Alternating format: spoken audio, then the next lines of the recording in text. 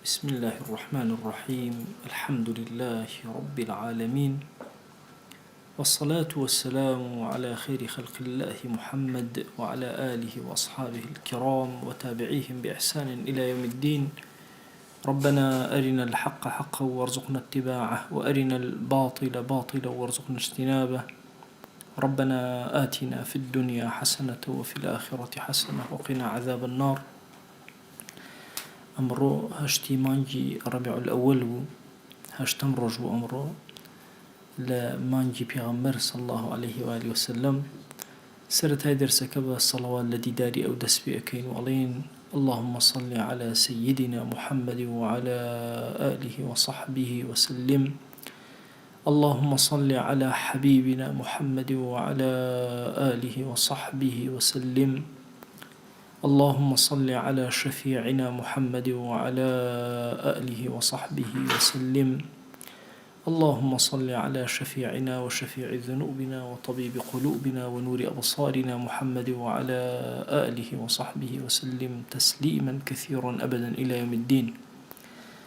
برزان خوشوستانم، كتابي نازداري الذريعة إلى مكارم الشريعة، يكيك لو كتاب زور نيابانيك لمروف ناسيا بليكي زور برزي هي،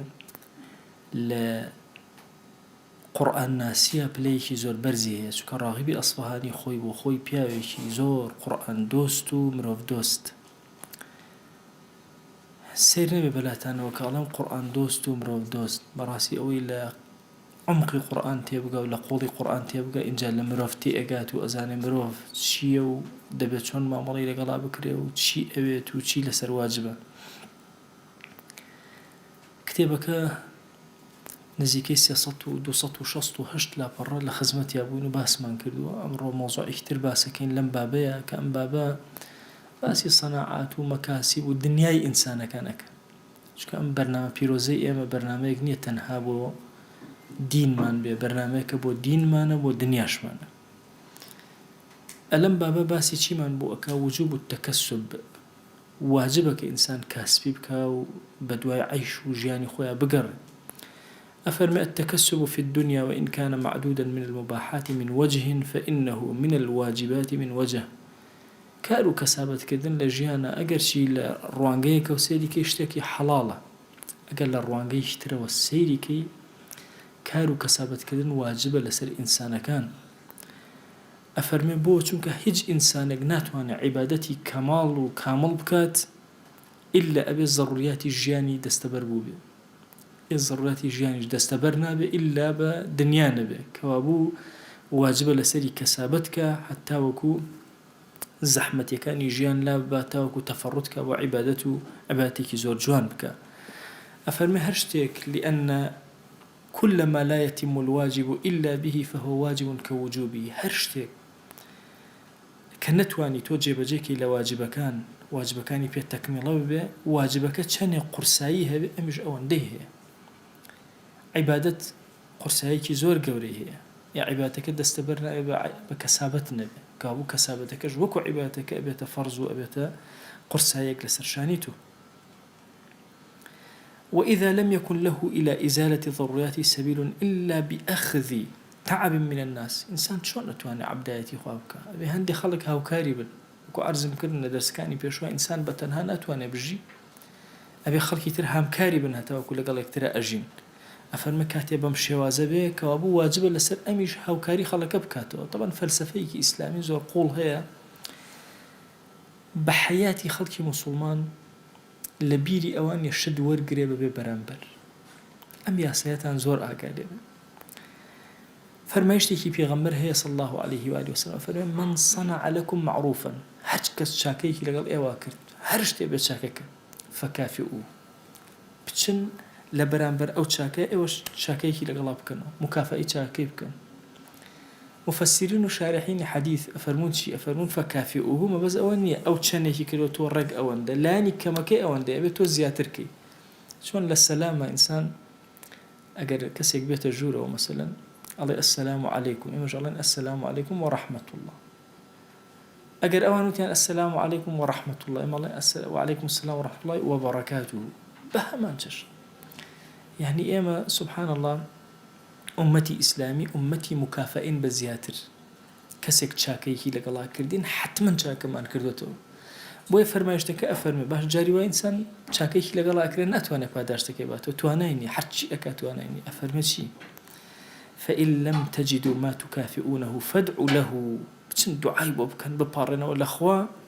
حتى تروا أنكم قد كافأتموه أمن دي دعاء بو كنت دلطان إسراحتك عليه والله پاداشتی ئەم کەسم دەهەیە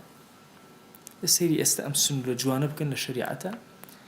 کەوابوو خەڵکی مسلمان خەڵکێکی تەمەڵ و دەبەنگ نییە مەسەلەن هەر بکرێ بە دەم یا بکرێ بە خەڵک هاوکاری بکەن کەسێک هاوکاری کرد لە بەرامبەر هاوکاریەکە محاولە ئەکا پاداشتی کەسێکە باتەوە ئەگەر نەیتوانی ئەمەندەی دوعا بۆکە تا دڵی ئیسراحەتەکە ئەم فکرە مەفهومە ئیسلامیە بێت لە تاک تاکی ئێمە دامەزرا ئەو کاتێک کە نیمانە خەڵک هاوکاریمان ئەکا ئەمەندەی دوعا بۆ ئەکەن حتا وەکو پاداشتی ئەدەین ئیتر هاوکاریەکان من صنع لكم معروفا مەرجنی ئیلا مادە بێ هاوکاری معنەوی جاری وایە تۆ دڵت زەحمەتێکی هەیە پرسەیەکت هەیە کێشەیەکت توژووە کەسێک بە یەک جاری وایە یەک معروفی زۆر گەورە لەگەڵ تۆ یاکە تۆ لە بەرامبەرە بچۆرەوە معروفەکەی بۆ جێبەجێ کەرەوە وەختی خۆی هەنوو دەیان و کاکە وەڵی تەعزیەت کە تۆ ئەچی ئەوش کابراژ ئەوێ بێتەوە جا خەیسێکە بێتەوە خۆ مەفهومێکی ئیسلامیە ئەو تۆ ڕۆشتی ئەوژێتەوە باشە تۆ لە تعزی ئەوە وەسە ئەوی لە تعزی توێ ئەوەستێتەوە فەکافئوه معروفی لەگەڵا کردووی چاکەی لەگەڵا کردووی کەسێک لە کاتی ناڕەحەتیە هاتووە بە دەم تۆش لە کاتی ناڕەحەتیە چیتەوە بە دەمیەوە ئەمانە مەفهومی دەسەوامیەت لە ئیسلامە مەفهومێکی زۆر گەورەیە وا تێنەگەن ئێمە پێچەوانەی شەریعەتمانە و کوڕخۆ کابرا بۆ خوای کردووە ڕاستە ئەو کەسە لە بەرخاتی خوا کردوێتی تۆش لە بەرخاتی خوا مکافەیەکەیتەوە بەرابەری ئەوەستیتەوە لەگەڵ یا ئەژیتەوە ئەگەر هەر نەتوانی جاری وایە کەسێک ئەکەوێتە ناو معروفی کەسێکەوە معروفەکەی ئەوەندە گەورەی غەرقی ئەکا چی بکە لە بەرامبەر دوعای بۆ حتا وەکو دڵی ئیسراحەتەکە لەوەی کە پاداشتی ئەم کەسەی بەرامبەرمدایە ئەفەرمێ کەوابوو ئینسانی مسلمان لە مەلبەس و لە مەئکەل و لە مەسکەن و لە هەرچی شتێتی ئەم پێویستمان بە یەکتر هەیە کەسێک خەریکی عیبادەتە و تاعەتەکە بە جوانی و بە چاکی کەسێکی تریە لە بەرامبەرە هاوکاریەکە ئەفەرمێ ئەگەر ئەم هیچ لە بەرامبەرە هیچ شتێکی بۆ نەکاتەوە ئەم کەسە زاڵمە ئەگەر هەر خەڵکی معروفیان لەگەڵ تۆیا کرد تۆ هیچ بەرابەریت نەبوویان ئەفەرمێ تۆ زاڵمی هەموو شتەکانی ئەوان وەرەگری هیچ عەتایەکت نییە بۆ خەڵک ئینسانی ئیماندار کەسێکی معتیە لە تەلاقی وەجه و دەم و چاو جوانیەکە کە بەرامبەرەکانی بە پێکەینەوە کە زەردەخەنەیەکە و بەرامبەریان ئەوەستێتەوە هەمووی ئەمە عەتایەک لە ئینسانی مسلمان لە وشەیەکی جوان هەر عەتایە لە دوعایەکی خەیر لە پەنهان هەر عەتایە ئیدەی بە بەرامبەرەکەت ئینسانی مسلمان وەکو خۆر ئەوە دائیمە ڕووناکیەکانی پەخش ئەکا بە دەوروبەریە بۆی ئەفەرمێ ئەگەر کەسێک بە کەم ڕازی بوو ئەو کاتە بە مکافەئی کەمیشکە ئایا ئێمە کاممان بە کەم ڕازی هەموومان بە کەم ڕازی نین ئەبەدەن لە هیچ شتێکە ئەمانە لە هەموو شتێکە یەکەم بین ئەفەرمە حتا لە فەرمایشتێکە هاتووە هەندێک فەرمانە قسەی ئیمامی عەلیە لە هەندێک کتێبە هاتووە کە ئەو فەرمایشتە قسەی پێغەمبەر صلی الله عليه وآله وسلم و فەرموودە شیرینی ئەوە ئەفەرمێ من رضي من الله بقليل الرزق رضي الله منه بقليل العمل ئەگەر کەسێک ڕازی بوو بە کەمێ ڕزق لە خودا کەمی داوا کرد و نەیویست بەخوای گەورەش ڕازی بەوەی کە کەمێ کردەوەکە واتە تۆ چەندێ تەلەب ئەکەی لە رب العالمین پێم عەتاکە خوایە ئەو ئاواش عیبادەتی بۆ بکە ئاواش کردەوەی جوان جوانی بۆ جێبەجێک لەگەڵ ئینسانەکانیشا بە هەمان چەشنە بۆیە فەرمێ هەر کەسێک نێت ئەم کارە بکە لەگەڵ بەرامبەرەکانیە لەمە تێنەگەیشتەوە وتعاونوا على البر والتقوى لەمە تێنەگەیشتەوە والمؤمنون والمؤمنات بعضهم أولياء بعض ئێمە یەکتر تەواو ئەکەین ئێمە هاوکاری یەکتر ئەکەین لەسەر چاکە بۆیە فەرمێ ئەوەی کە زەممی تەسەوف و سۆفیەتی خۆی ئەکا بەڵام ئیتر هیچ کاسبی نەئەکا و دائەنیشێ و لەسەر خەڵک ئەژی ئەفەرمێەوە کەسێک نییە کە سۆفیەکی ڕازگۆ و ڕاستەقینە بێ ئەوە هەممی ئەوەیە کە سک و فەرجی تێرکە هیچ شتێکی تر ئەوێ مەنافعی خەڵکی بەسەر خەڵکیەوە بژی بۆی ئیمامی عومەر ڕەزا و ڕەحمەتی خوای لێ بێ یاسایەکی هەبوو ئەگەر کەسێکی وەسیمی زۆر جوانی بێت طبعا ئیمامی عومەر تەفاؤلی بە دەموچاوی جوان زۆر کردو طبعا لە عەقیدەی ئیسلامیە بەشێکی تەفاؤلمان هەیە تەفاءلوا بالخير تجدوه لە ناوی جوان لە دەم و چاوی جوان لە ڕێگای جوان لە هەر شتێکی جوان هاتە ڕێت تەفاؤلی پێ ئەەکەی ئینشاءالله ئەو کارت سەهلە بێ ئەو کارت جوانە بێ ئەو کارت ڕێکە بێ هەر ئەم بینایەکە لە خزمەتانان یەکەم کەس داوای هاوکاریمان لێ کرد چوین لای کەسێک ناوی جەمال بوو وتم ناوە چییە جەنابێ وتی وەڵام من حاجی جەمالم ناوە وتم دە وەڵی حاجی جەمال ئیشەکەم تەواو بە جوانی زۆر سەری سوڕمە ئەوانە چۆن ئیشەکە تەواو بە جوانی وتم ئەوە الحەمدولillah ناوە مادام جوانە یەکەم ناو هاتوون لای تۆ تەفاؤلوا بالخەیر ئەم بەشێکە لە عەقیدەی ئیسلامی ئیلا ئیشەکە بە جوانی تەواو بێ خۆ ئەو لە پڕۆژەکەیە تاوی پرۆژەکەی لەو چ شتێک کەمی هاوکاری کرد ئەگەر زۆر بوو بەڵام بە پێی پرۆژەکەی ئەمە کەم بوو بەڵام مادام لە ناوی جەمالەوە دەستی بێکە ئیلا بێ بە جەمالی تەواو ئەو بەشە تەمان لە عەقیدەی ئیسلامیە شوم نییە وەڵا کەسێکم بینی ناوی خراپ بوو تی دنیا و لێ بێتەوە وەڵا نازانم قەلێکم بینی قازێکم بینی نازانم ڕێویم بینی نازانم چی ئەمانە نیە لە شەریعەتە بەشە خراپەکە نێ بەس بەشە باشەکە هەیە بەشە باشەکە پشتێکە لە عەقیدەی ئیسلامی وەیە پێغەمبەریان صلی الله عليه و آله وسلم هەمیشە مەسەلەن لە یەکێک لە سوڵحەکانە یعنی کە سەیری کرد سەهل هات فەرمووی مادام سەهل هات سوڵحەکە کراتەوە ناوی سەهل ناوێکی ئاسان ئەم بەشە لە عەقیدەی ئیسلامی زۆر مهمە ئێمە ئیماندار ئەبێ زۆر گرنگی بەم لایەن و بەشە بێن وە ئیمامی عومەر ڕەضا ڕەحمەتوڵڵاهی عەلەیه کەسێکی بە سیما جوانی ببینێ زۆر دڵی خۆشە تەفاؤلی بە خێری ئەو کەسە ئەکرد ئەفەرمێ سبحان الله ئەگەر پرسیاری ئەکرد ئەرێ ئەمە کار و کاسبی چییە بیان وتایە کار و کاسبی نییە سەقەتە من عینەیه ئیتر هەر سەیریش نەکرد باش لە پێش چاوی ئەکەوت ئیمامی عومەر زۆر گرنگی بەم لایەنەداوە ئەفەرمێ كان أمير المؤمنين عمر بن الخطاب رضي الله تعالى عنه إذا نظر إلى ذي سماء سأل عنه أله حرفة أما إشيكي أكرد إشي يجب جيك فإن قيل لا سقط من عينيه بس بيوتا إشي نيت اللي بيشتاوي أكود مهما كان سمايك جواني هو جيجي تفاؤل بوايا بيغمريان صلى الله عليه وسلم كاتك وفدي عبد القيس هاتن برسياري لكن فرمون مروءة شيء كسايتي إنسان شيء بدو كلمة جوابي عندها زور الخوج بيغمر صلى الله عليه وسلم فرمون العفة والحرف ئەوەی ئینسان خۆی نەفسی خۆی بە بەرز بگرێ و دوو ئیشێکی هەبێ ئیشێک بزانێ کارێکی هەبێ بۆ دنیای کارێکی بۆ دنیای جێبەجێکە بۆیە بەتاڵی زۆر خەتەرە ینی جاروێ گەنجێک لێ پرسی ئەڵێ خەریکی چی لەرێ کارێک کەسا بچی ئەڵێ وەڵا بەتاڵە ئەمە لە زمان ئیمام عومەرە بۆیە سەقەتە من عینەیه نابێ ئینسانی موسڵمان بڵێ وەڵا بێکارم بێ ئیشم وەلەو ئیشێکی زۆر بچوو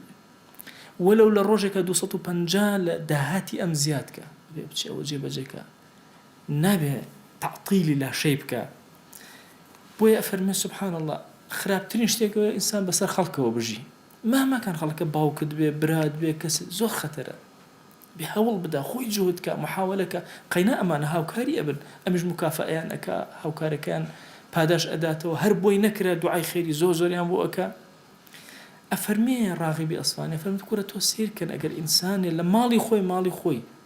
دانیشە زیادە ڕەوی بکە بە ئیسراف و مسریف و مبەذیر باسەکرێ ئەگەر لەسەر ماڵی خەڵک بژی ئەبێ چ دەمێ بکرێ و چ بە خراپە باس بکرێ بۆیە ئەفەرمێ ئەگەر کەسێ زۆر مستەڕ بوو بۆ ئەوەی بچێ کەسابەتکە حەقی وهایە بڕوە کەسابەتکە بە ئەندازی ئەوەی فەقیری ئەو ڕۆژەی خۆی تەواوکە طبعا بابەتێکمان هەیە لە مەسائلی تەوەکولە پێی ئەڵێن فکری ئەبو ذەڕی أبو ذر غفاري طبعا فكري زور تند لمسألي زهدة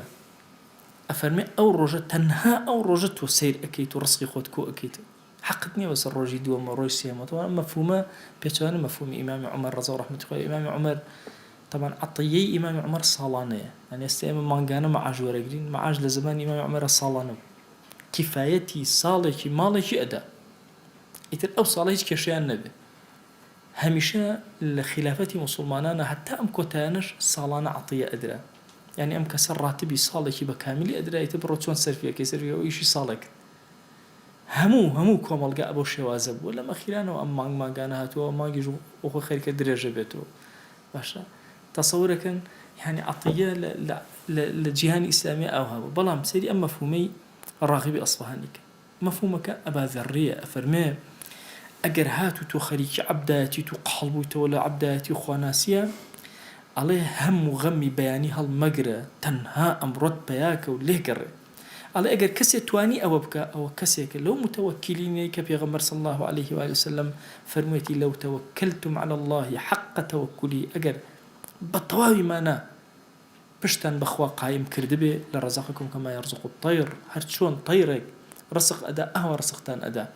أشيت الدرو بياني إيوار أجرته بس كتير إذا بدي إمام أحمد فرميان أي إمام جنجك هي هيج كارو كسبدناك تعطل وتبطل عن العمل تبو شي هو كاركيت شي والله على من توكل بخوا تو اي باشا شلون توتي او حديث افرمي وكو طير خوا رزقم ادا تي اخي لا حسكت هنا قشتو حسك الله شي تغدو خماصا وتروح بطانا بس كي خالد درجه لشوينا كي خوي الروا بس كي تير اقريتو كاو بروا بدواي كسابته كارا نقبل توكل وستاو متوا ابي شيء او روجي خوي توك مكه توكل زور قوريه بشتي عقيده اسلامي بشتي ايمان بريتي للتوكل كإنسان دا أمزري لحظور رب العالمين ددوا أما راغبي أصفهاني بابك من بوئه هنا باسي چي أكا آيا إنسان كأشي وحول دا وكارو كسابتك چن قوري لشريعته أي تمالي چن خرابة لشريعته أفرمي من تعطل وتبطل انسلخ من الإنسانية كسك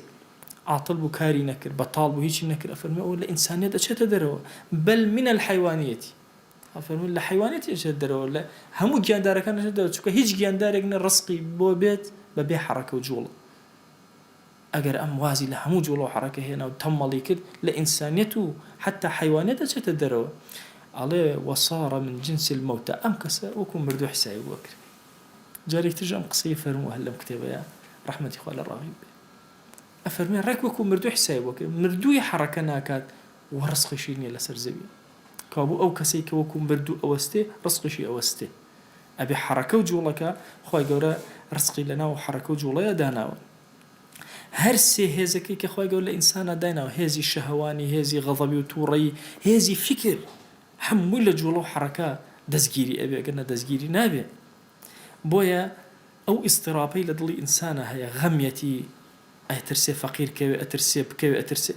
هو وايلي أكابر وعزتي بري لفقيري وبرو ظلمندي بري لكوتنا وبرو سركوتني بري للتمالية وبأجاي بيناتو أفن ما قر كسيك خريكي تمالي بو خوي الراهنا لسر تمالي وباليا وبرحاتي فقد الراحة أم قصة زور عظيمة عليه من مال إلى الراحة فقد الراحة هرش كسيك باليا ويسي إسراحتك إتر إسراحتي لهال أجيري بويا وتيان أجر أتوي كماندو نبي برو خد ماندو كبوي ماندو نبي شو أجر خد ماندو نكر هميشه ماندوي أجد لي بزور خد بارزة تمالي خد بارزة لحلتون أجر هاتو تماليت كد ما فكان جيب جناكي أجر تو ربي قد لسر حق ناتواني صبر قري وآرام بقري أبي حلتون النبي زور هي واجبي وتماليش نبي دواخستني كارا كانت لقل عاجزبون ونتوانيت أم دوانا أفرمن مناكحة لنوان نكاح لنوان أنا الرؤدة سيهم شدية بيشو إلا فقيري لسرقرداني توشي إنسان كان ويهاري شكل أيام بيوستي بما يكا جولة وحركة نهيالي تمالي رويتيبك خدي أم إنسان بينا كاتكاني بو توزيعك إشي بو دياريك خدي أم إنسان يك دنيا إيشي أكا خودی ام انسانه پال باتوا خوی تمال که باشه ورده وده برو دوا برو تراجع دهتو یزیدی کوری محله فرمویتی اگر هر هچیشت ما هر همون بود جب کری لسر زویو هر همون پیام خوجنی او حزکم خوم کارو کسبه خوم جولو حرکه کم چون اگر همو امانم دزگیر بو من لفراغی که اچم هیئتی انسانیتم اکوی لانسانیت اچم دروا أفرمي همو أعضاء كاني توك أخوة بي عطا كردو أجر كاركاني خوي بزور زياتر بي بكي ماندوي كي بي بيهني أفرمي بهيستر أبي للتمالي دور أكيد تشاو كانت أفرمي أجر بيتو هردان خيدان خيدوا فترة يزول لكاركون هر قاتش دست جوا كانت هر بي نبيسي كبسي كي دو هاي كبس أبي خوي جورا حياتي إنساني لحركة دروس كرد بوي أو كسي حتى كان شاوي لاوازة بي تواو دا أبازة تشيب كات ئایا ئیتر مەسەن سەیری هیچ شتێک نەکا بۆی چاوی چاک بێت و چاوی چاک نابێت و ئەبێ جهد کە بە چاو حرەکە لە چاوەکەیە دروستکە حرەکە لە دەستیا هەبێ ئەفەرمێ هەموو ئەم ئانەی کە خۆی گەورە پێ عەتا کردووی لە حرەکە ئەکەون حتا ئەفەرمێ یەک حەیوان نییە لەسەر زەویە خوا جەل جەلاوە ڕزقی دابێ بەبێ جوڵە و حرەکە هەموویان ئەجوڵێن حرەکە ئەکەن ئینجا خۆی گەورە پێیان عەتا ئەکە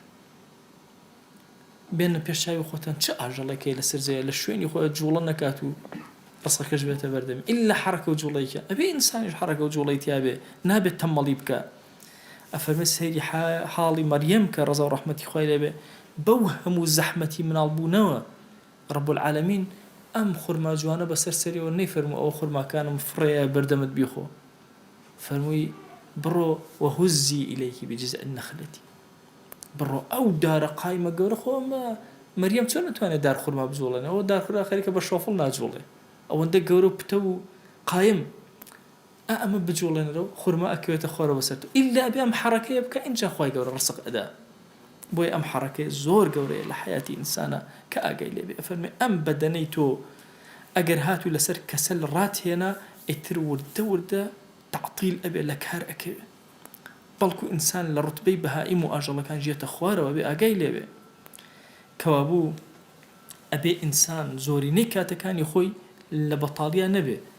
لە دوو کارا بێ یا في إصلاح أمر دينه ودنياه يا كاري ديني بي دستبركة يا كاري دنياي بي دستبركة كاري دنيا كشي لبيناوي آخرتي آتي ويا حجاج فرمويتي أجر يكس ساعات بسر عمر تاتي بري ذكري خواتي نكر أستغفر الله تيا نكر بيري لآخرة نكر دو حج تيا نكر حج دانشتي ندنيا تكر آخرة لرجي قيامتها زور برشيماني لو ساعات ويا بيغمري خاص الله عليه وسلم فرمايشتك أكو راغب أيهن فرمي سافر تغنم بسن سفر كان بملا بولا بقرن بسر زي حركة كان تغنموا غنيمة دسك دولمنت أبن طبعا الرواية تقصى مقالي زول لسر الله هذه الرواية فرمي سافر تصحوا ليش تنساغب ليش برو بقرن بسر زي بياسك لا خوش من الله كسي بطاقته وأنا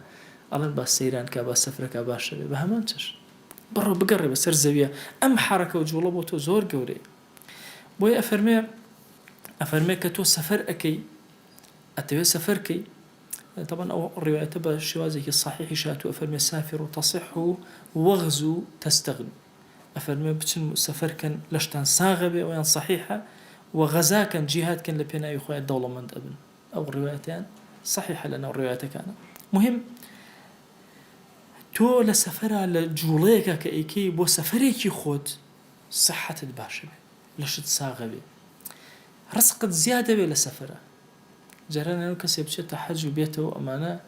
ماشا ڕزقی زۆر زیادەکە ئەبێتە حاجی دەوڵەمەند ئەبێ جاران لە وڵاتی خۆمانەوەی حاجی و دەوڵەمەند بەس ئێستا چکە هەمومانە ڕۆی دەوڵەمەند نابین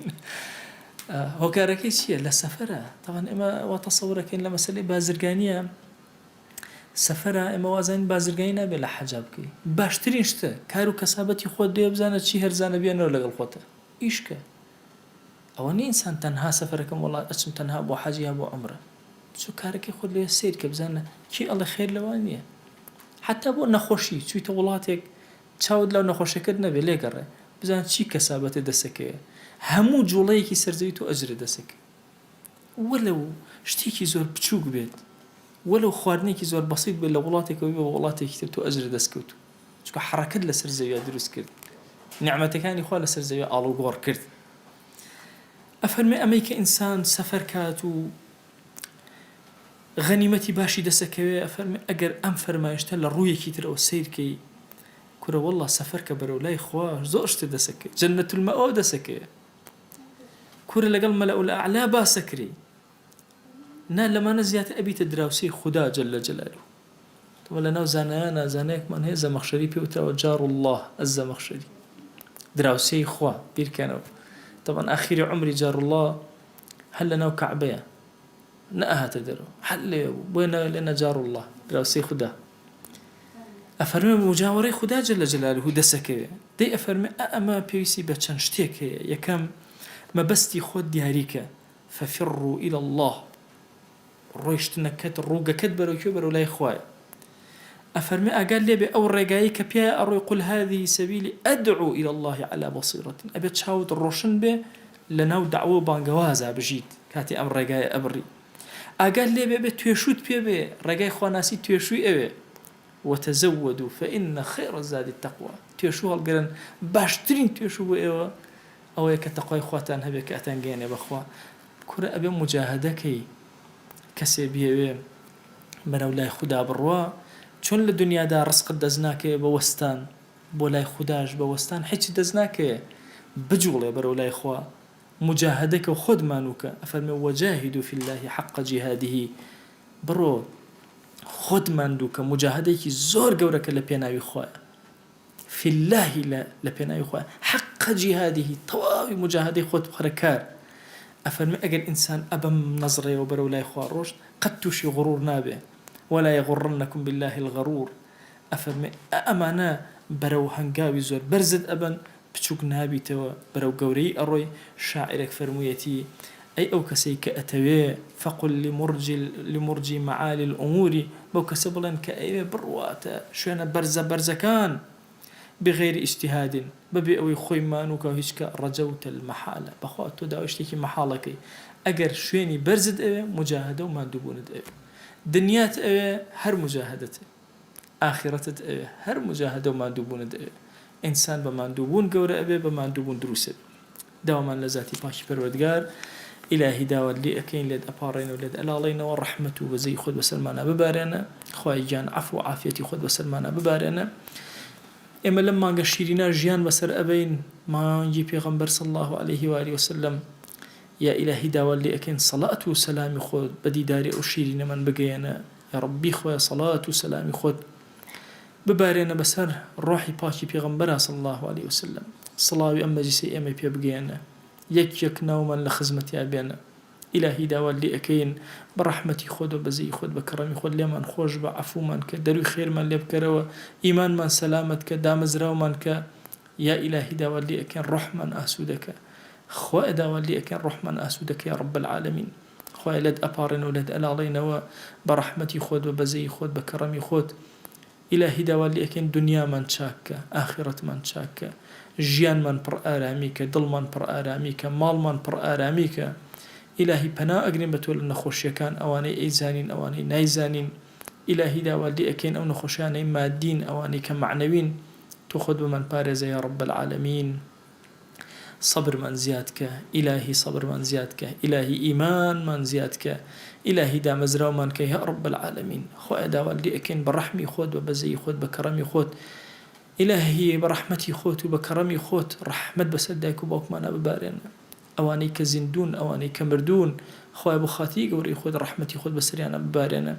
إلهي رحمت بسر براو خشكان مانا ببارين رحمت بسر خزان وهوسر ومنالو وشمانا تاروجي قيامة ببارين رحمته بزي خود بسر خزمك سكار مانا ببارين إلهي داوى اللي أكين رحمته بزي خود بسر ما وصوق طيب مانا ببارين إلهي داوى اللي أكين رحمته بزي خود بسر خوشويستان مانا ببارينا بسر هاولكان مانا ببارينا إلهي داوى اللي أكين هركز ما أفيكي بسر مانا ويا محبته خوشويستي خود بسر يا ببارينا رحمتي خود بسر يا ببارينا عفوي خود بسر يا ببارينا يا رب العالمين خواهي جان رحمته بزي خود بسر مردوي مسلمانانا ببارينا إلهي تهيبت أواني كبيكسنو كسيقني دعايا وبكا وأمل يرو دعاء بوأكن يا إلهي لجناهي هميان ببوري يا رب العالمين ليان خوش بيا أكرم الأكرمين خوايان